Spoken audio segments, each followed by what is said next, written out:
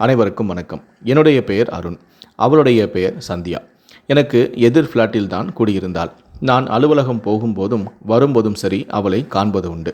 என்னை பார்த்தால் அவள் ஹாய் என்பாள்.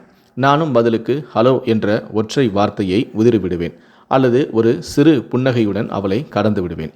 சில நேரங்களில் நான் வீட்டுக்கு வரும்போது அம்மாவுடன் அவள் பேசிக்கொண்டு இருப்பாள். அவள் ஒரு ஹோண்டா ஆக்டிவா பைக் வைத்திருக்கிறாள். வண்டியை நிறுத்துவதற்கு நிறைய இடமிருந்தாலும் எப்போதுமே என் பல்சரின் மீதே சாய்ந்து ஒட்டி நிறுத்துவாள். தினமும் என் வண்டியை அவளது வண்டியில் உரசாமல் லாபகமாக எடுப்பதற்கே நிறைய நேரம் செலவானது. அப்படி எடுக்கும் சில நேரங்களில் அவள் மேலிருந்து ஜன்னல் வழியாக பார்த்து, என்னுடைய குவாலிஸ் மேலே உரசிராதீங்க என்பாள். சிறு பிள்ளைத்தனமாக தோன்றினாலும் நான் எதுவும் சொல்வதும் இல்லை.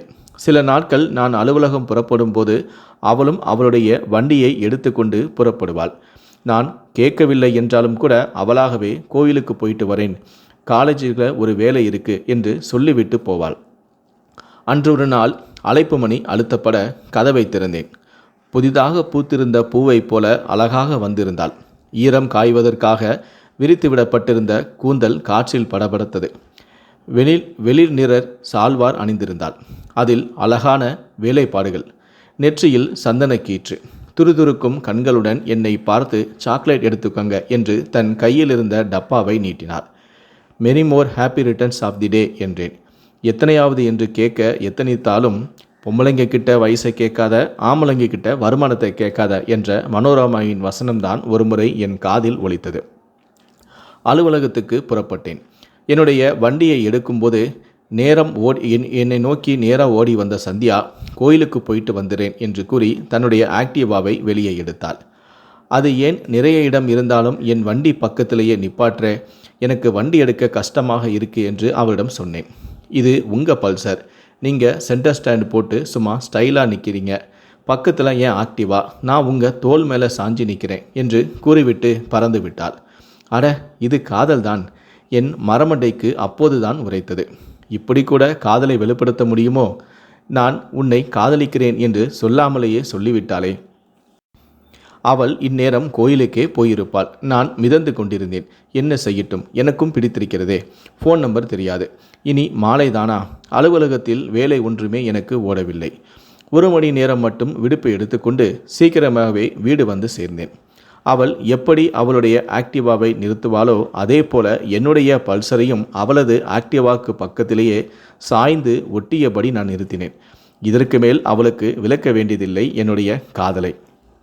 வீட்டுக்கு வந்ததுமே மாமா ஃபோன் பண்ணினாரடா, எப்போ கல்யாணத்தை வச்சுக்கலான்னு கேட்டாருன்னு அம்மா என்னிடம் பேசினாங்க. எனக்கு என்ன சொல்வதென்றே தெரியவில்லை. வீட்டை விட்டு அக்கா ஓடி போனதுமே ஊர் மக்களெல்லாம் ஒரு மாதிரியாக பேச, சுடுசொல் தாங்காத என் அப்பா தூக்கில் தொங்கிவிட்டார். ஊரில் வாழ பிடிக்காத அம்மா என்னை அழைத்து கொண்டு சென்னைக்கும் வந்துவிட்டாள். இருந்த பணத்தை வைத்து வீட்டை வாங்கி என்னை மேற்படிப்பும் படிக்க வைத்து விட்டாள். அப்பா இறந்த சில நாட்கள் கழித்து என் தாய் மாமாவும் அம்மாவும் என்னை அவளது மகளுக்கு திருமணம் செய்து வைப்பதாக அப்போதே பேசி முடித்து விட்டார்கள். நீ 1 வருஷம்னு சொல்லி 1 வருஷம் ஆயிடுச்சு. பொம்பளை பிள்ளைய ரொம்ப நாளைக்கு வீட்டில் வச்சிருக்க முடியாதுடா என்று என் அம்மாவும் சொன்னாள். என் மனக்கண்ணில் சந்தியா ஒரு முறை வந்தும் போனாள். அடுத்த வருஷம் ப்ரமோஷன் வருமா, இன்னும் சம்பளம் வரக்கூடும், அப்புறம் பார்த்துக்கலாம் என்று சொல்லிவிட்டேன். அடுத்த நாள் நானும் சந்தியாவும் காஃபி டேவில் அருகருகே அமர்ந்திருந்தோம். வெளியே எங்கள் இருவருடைய வாகனங்களும் வீட்டில் நிறுத்தி வைத்திருப்பது போலவே நின்று கொண்டிருந்தன. உனக்கு என்ன பிடிக்கும்? அவளது ரசனைகளை ரசிக்க தொடங்கியும் இருந்தேன். எப்போதிலிருந்து என்னை லவ் பண்ண ஆரம்பித்த, என்னை எப்படியெல்லாம் ரசித்திருக்கிறாள் என்று கேட்டு தெளிந்து வியந்தேன்.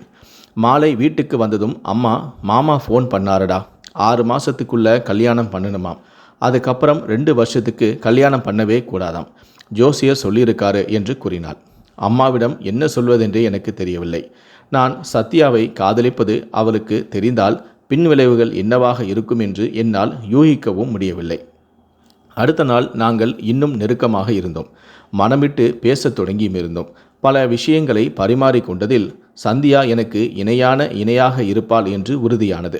அன்று மாலை அம்மா, வர தை மாதம் நிறைய முகூர்த்த நாள் இருக்குதாம், பார்க்க சொல்லவா என்றாள். எனக்கு கோபம் வந்தது. ஏமா, நான் தான் சொல்கிறேன்ல, இன்னும் ஏன் ஜோசியக்காரன் சொன்னதையே நம்பிட்டு இருக்கீங்க? கடித்து கொண்டேன். கல்யாணம் செய்து கொள்ளும் பிரச்சனையை விட நான் சந்தியாவை பற்றி எப்படி அம்மாவிடம் சொல்லப் போகிறேன் என்கிற பிரச்சனையே எனக்கு பிரதானமாக இருந்தது. கடற்கரை மணலில் கோலமிட்டு கொண்டிருந்த சந்தியா, ஏன் ஒரு மாதிரியாக இருக்கீங்க என்று கேட்டாள். எனக்கு பெண் பார்த்த விஷயத்தை நான் அவளிடம் சொன்னேன். இதுதான் ரைட் டைம், நம்ம விஷயத்தை உங்கள் அம்மா கிட்ட சொல்லிடுங்க என்று சந்தியா சொன்னாள். இல்லை, நான் சொல்ல போய் அப்பா மாதிரியே அம்மாவும் தவறாக முடிவெடுத்துட்டாங்கனா என்று சொல்ல இழுத்தேன். அப்போது நீ என்னை கல்யாணம் பண்ணிக்க மாட்டியா என்றாள். மௌனமாக அவளையே நான் பார்த்தேன். யோசிக்கிற பத்தியா, இதை நீ அன்னைக்கே யோசிச்சிருக்க வேண்டியது தானே. அழுது கொண்டாள். அவளை சமாதானப்படுத்த முயன்றும் நான் தோற்று போனேன்.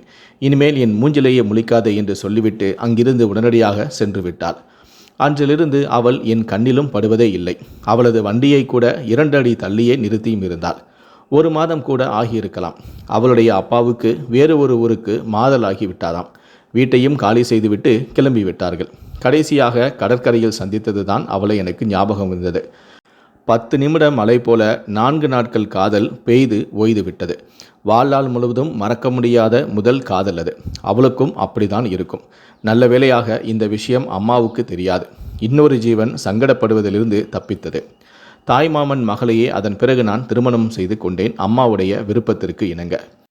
எனதான் என் தாய்மாமனின் மகளை நான் திருமணம் செய்து கொண்டாலும் என்னுடைய சத்யாவை என்னால் மறக்க முடியவில்லை. அது முதல் காதல் அல்லவா?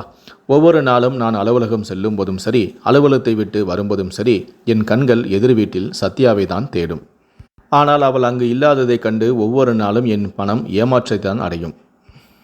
இப்படியே திருமணமாகி 4 ஆண்டுகள் ஓடிவிட்டது. எனக்கு ஒரு அழகான பெண் குழந்தையும் பிறந்தது. அந்த குழந்தைக்கு சந்தியா என பெயர் வைக்கலாம் என நினைத்தேன். ஆனால் அந்த பெயரை வைத்துவிட்டால் என் அம்மாவுக்கு என்னுடைய கடந்த கால காதல் விஷயம் தெரிந்துவிடுமோ என்று எண்ணி அந்த பெயரை நான் வைக்க மறுத்துவிட்டேன். குழந்தைக்கு 3 வயது இருக்கும்.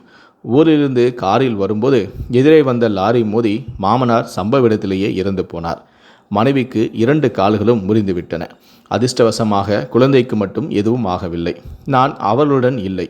இருந்திருந்தால் நானும் இறந்திருக்கலாம், அல்லது கை கால்கள் முறிவு ஏற்பட்டும் இருக்கலாம். மருத்துவமனையில் அம்மா குழந்தையை கையில் பிடித்திருந்தாள். ஒருபுறம் அண்ணன் இறந்த சோகம், மறுபுறம் மருமகளுக்கு என்ன ஆயிற்றோ என்ற வருத்தம். மருத்துவர் வெளியே வந்தார். கொஞ்சம் சீக்கிரம் கொண்டு வந்திருக்கலாம், 2 காலையும் எடுக்க வேண்டியதாயிருச்சு, சாரி என்று கூறினார். அம்மாவுக்கு தலை சுற்றியது. என்னடா சொல்கிறாரு, காலம் முழுக்க வீல் சேர் தானா? என்னால் அவளை சமாதானப்படுத்தவே முடியவில்லை. அப்போதுதான் அம்மா அந்த வார்த்தையை என்னிடம் சொன்னார். பேசாம நீ சந்தியாவையே கல்யாணம் பண்ணியிருக்கலாம் என்று கூறினாள். அந்த வார்த்தை அம்மாவின் வாயிலிருந்து கேட்டதும் நான் அதிர்ச்சியில் மூழ்கிவிட்டேன். இந்த வீடியோவை பற்றிய உங்களுடைய கருத்துக்கள் என்ன அப்படிங்கிறத கீழே இருக்கக்கூடிய கமெண்ட் செக்ஷனில் மறக்காமல் சொல்லுங்கள். முடிந்தளவுக்கு இந்த வீடியோவை மற்றவங்களுக்கும் ஷேர் பண்ணுங்கள். மேலும் இது போன்ற பல வீடியோக்களை பார்க்கணும் அப்படின்னு நினச்சிங்கன்னா மறக்காமல் இந்த சேனலை சப்ஸ்கிரைப் பண்ணுங்கள். நன்றி, வணக்கம்.